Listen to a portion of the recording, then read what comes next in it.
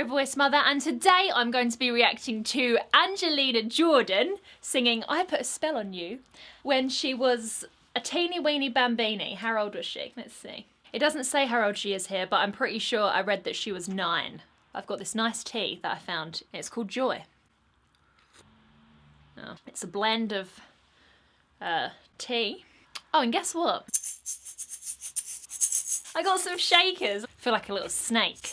I'm not selling these or anything, but I just, I don't know. I like to just let you know what I've been up to. Gosh, that wasn't even remotely relevant. It has been far too long since I last made a reaction video to Angelina's incredible voice.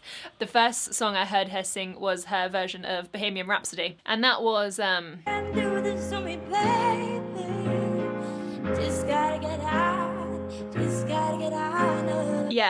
I enjoyed it. I found her to be extremely overwhelming and intense, to put it lightly. I've never responded that way to someone's voice before. I absolutely love analysing voice technique. It is one of my absolute favourite things to do, and I believe that we can learn a lot from picking vocal performances apart and all that stuff, but I found the power of her voice to be most intangible. Yes, the techniques are incredible, but there is a very pertinent magic about this beautiful girl, and I'm so excited to witness a performance that I assume, being only 9 or whatever, would have been at the very beginning, pretty much, of her journey as a vocalist. Oh, I need my bloody ear things. Sip of the old Joy. I think this is orange in it. Yeah, it's definitely orangey. Oh no, wait, I did just eat an orange. It could also be that. Joyfully confused. Okay, let's go. Oh. Little feet. Oh, she's writing out her words. Oh, don't. I don't think I'm going to get through this. She just kicks me in the ovaries so hard. She hasn't even started singing yet, and I cannot deal with this human, I swear to God.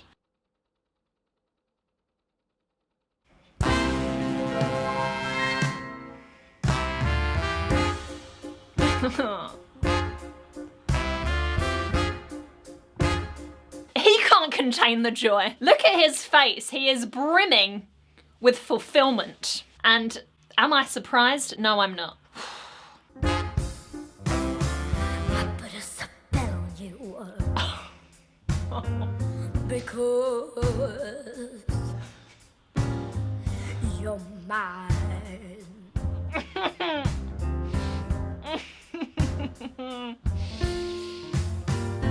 Stop the things you do.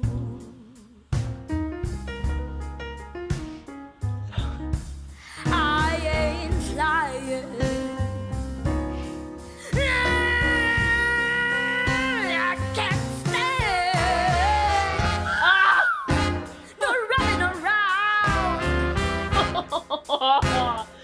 I put a spell on you. So it sounds very powerful and very low, which is very bamboozling coming out of this tiny body. And you think, how? Well, our vocal cords move like this. If our vocal cords are big, fully grown-up vocal cords, because they'll be thicker and the larynx will be bigger, the pitches are gonna come out lower as well. And being that she is so small physically, she, at this time, has teeny cords.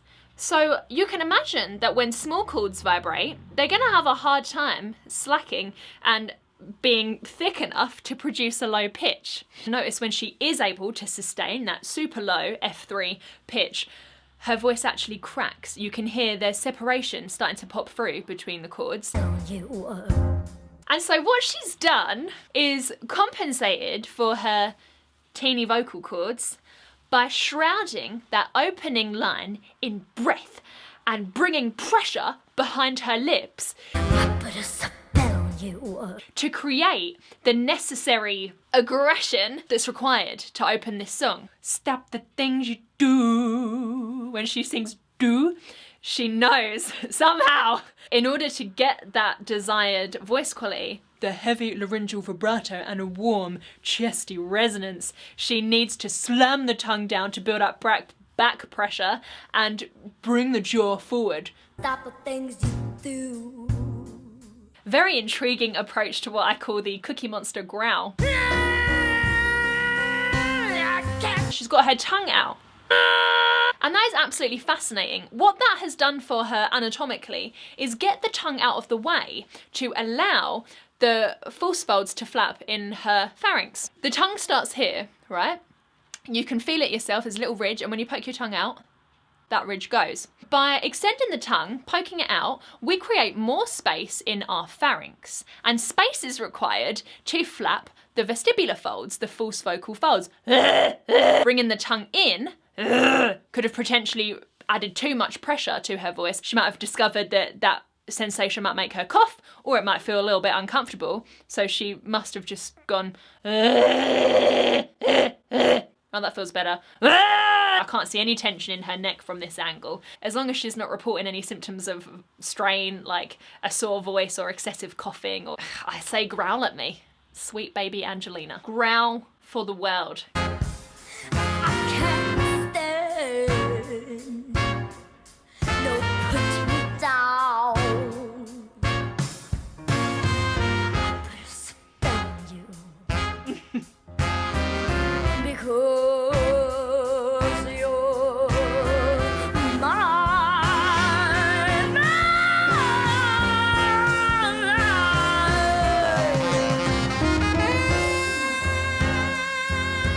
Get the hell out!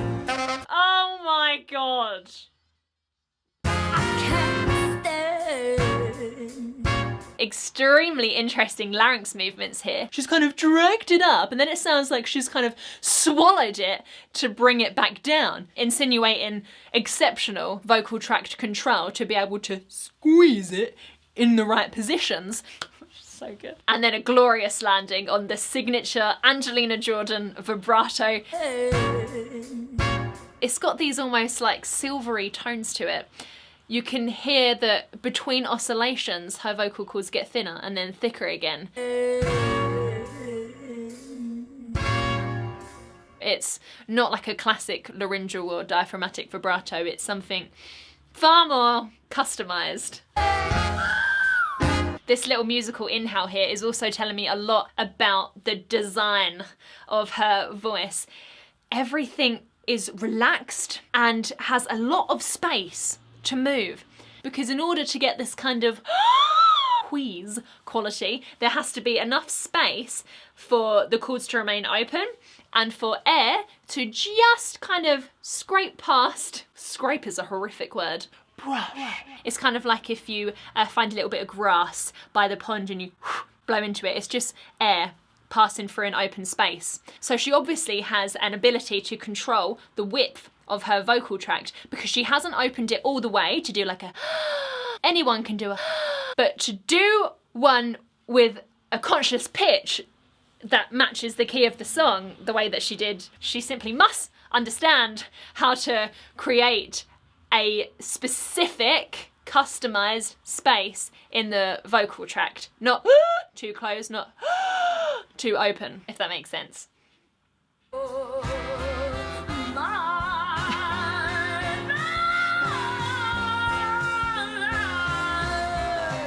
Bloody hell. That little element of surprise we get when she sings Mine is again due to a dramatic larynx shift. It goes from very low and forward on because you're to straight up and back. Mine.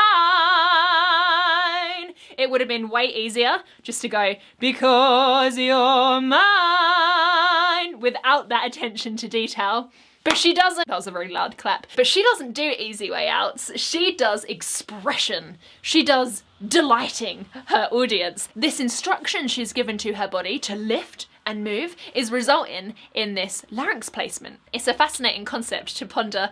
What messages must she be given her body? What artistic images is she conjuring that is then manifesting these movements in her voice the way it does? And of course, she can belt an F5 with distortion. Now, it isn't too uncommon for children to be able to belt very high notes like your Fs, F sharps and Gs and stuff like that. So have I heard a 9-year-old belt an F5 before? Yes. Have I heard a 9-year-old belt an F5 with distortion? No. She just knows how to engage her force folds in this flappy motion while she sings anything that she has access to in her range. I love her. Stop the things you do. Hey, what's up? Oh! I ain't lying.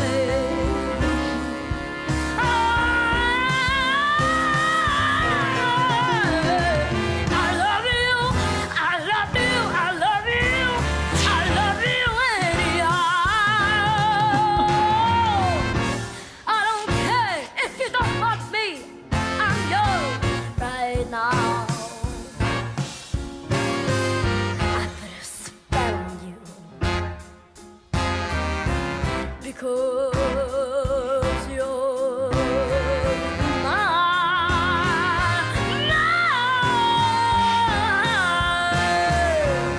Hey! Exceptional breath control as well. Not only is the party just going off in here, she's also got really good diaphragm support as well to fuel the instrument appropriately. Ah, she's so cool! I love you anyhow. Beautiful! Larynx drop on that anyhow. Anyhow! It drops as she lowers the larynx to add depth towards the end of that note. I don't care if you don't want me. I'm yours right now. Such intelligence and awareness, oh my god. She's just gone from doing something extremely technical and singing, but she knows you cannot fill an entire song with constant riffs and belting, so she chooses her moments. So often when singers are naturally blessed with the ability to sing very virtuosic passages, they sing lots and lots of virtuosic passages throughout the entire song, but it's kind of like eating an entire box of chocolates all in one go. Like, yeah, a few are very nice, but if you eat the entire box, you're gonna get sick. All of her phrases are interesting and varied, so we do have a little Belgian truffle here and there, but then we have a break, and it gives us enough time to then want another one.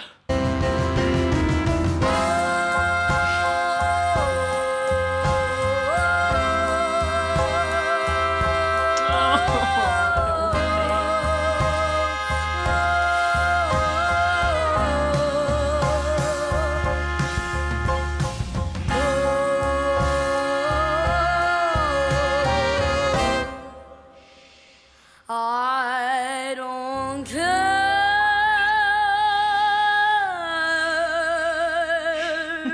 if you don't want me. I'm yours right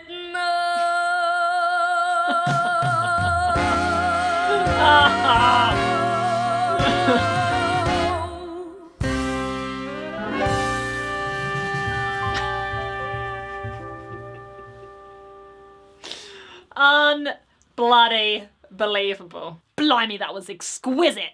Shirley Bassey wished she could do that. This little tremor you see here in the jaw when she does no is just a sign that it's relaxed and she's tilting the larynx forward, and that jaw is simply moving to compensate for those laryngeal movements. Little Angie here has most definitely understood the assignment. The original, the Screamin' Jay Hawkins version, is extremely wild.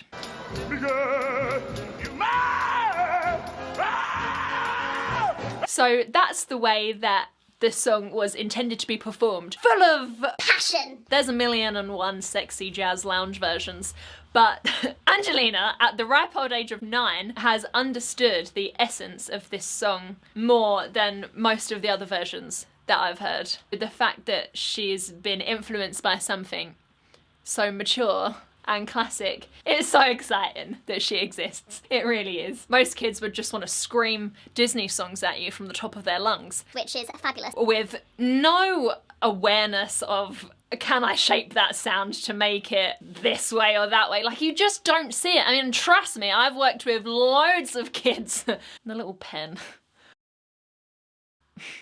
It proves how musically aware she is. You know, you get the impression that she really understands that she is a musical instrument contributing to this arrangement, complementing this arrangement. This is not a kid on one of those studio experience days that you can get on Groupon. Show up with your backing track and your sparkly top, feel fantastic for 2 hours, and the engineer whacks a bit of auto-tune on it and you go home with a CD to show your granny. It's not that. She is a musician and she understands her value as part of this ensemble. She understands in order to do the song justice, she must play her instrument in a specific way. God, she's lucky she's not my baby, because if I ever have a baby that can do this with their voice, I don't know if I'd ever leave it alone.